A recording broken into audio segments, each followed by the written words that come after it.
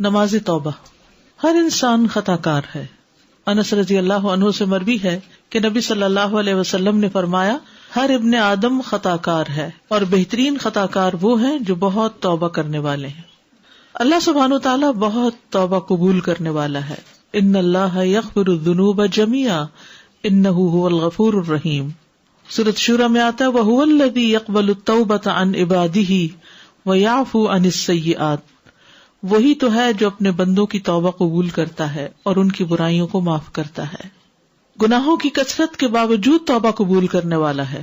انس بن مالک رضی اللہ عنہ سے مروی ہے کہتے ہیں کہ میں نے رسول اللہ صلی اللہ علیہ وسلم کو فرماتے ہوئے سنا اللہ تبارک و تعالی فرماتا ہے اے ابن آدم بے شک تو جب تک مجھے پکارے گا اور مجھ سے پر امید رہے گا جو بھی گناہ تجھ سے ہوں گے میں تجھے بخشتا رہوں گا اور میں کوئی پرواہ نہیں کروں گا.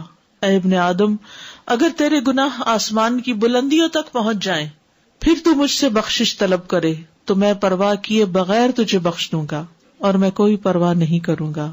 اے ابن آدم اگر تو زمین کے برابر گناہ لے کر میرے پاس آئے اور اس حال میں مجھ سے ملے کہ میرے ساتھ کسی کو شریک نہ کیا ہو تو میں تجھے ان گناہوں کے بقدر بخشش عطا کروں گا. تو اللہ سبحانہ وتعالی سب گناہ معاف فرما سکتا ہے. تو اس لیے انسان کو کبھی بھی مایوس نہیں ہونا چاہیے. اللہ سبحانہ وتعالی دن رات توبہ قبول فرماتا ہے. نبی صلی اللہ علیہ وسلم نے فرمایا بے شک اللہ عز و جل رات کے وقت اپنا ہاتھ پھیلاتا ہے تاکہ دن کا گناہگار توبہ کر لے اور دن کو اپنا ہاتھ پھیلاتا ہے تاکہ رات کا گناہگار توبہ کر لے یہاں تک کہ سورج اپنے مغرب سے طلوع ہو جائے. جان نکلنے سے پہلے تک توبہ قبول کرنے والا ہے.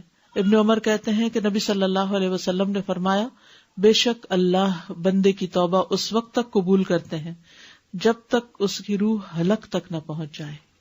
تو اس لیے انسان کو کبھی بھی مایوس نہیں ہونا چاہیے. نماز توبہ کی فضیلت.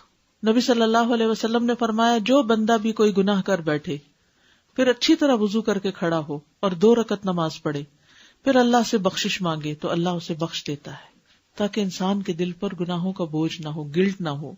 پھر آپ نے یہ آیت پڑھی والذین اذا فعلوا فاحشۃ او ظلموا انفسهم ذکروا اللہ فاستغفروا لذنوبهم ومن یغفر الذنوب الا اللہ ولم یصروا علی ما فعلوا وهم یعلمون.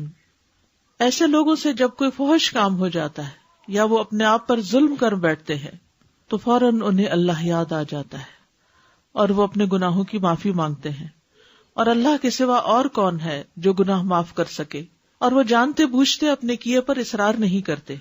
لیکن یہ یاد رکھیے کہ جو نماز انسان پڑھے توبہ کے لیے وہ بہت عمدگی سے پڑھے، اس طرح کہ خشوع و خضوع ہو.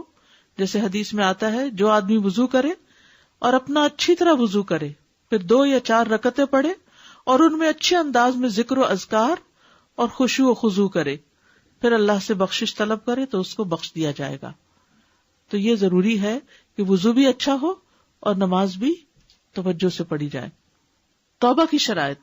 نمبر 1 خالص توبہ کرنا، توبوا الی اللہ توبۃ نصوحا. نمبر 2 نادم ہونا. حدیث میں آتا ہے الندم توبۃ، ندامت ہی توبہ ہے.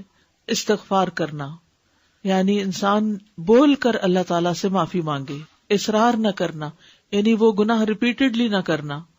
آئندہ زندگی کو بہتر کرنا یعنی ومن تاب وعمل صالحا فإنہ یتوب الی اللہ متابا.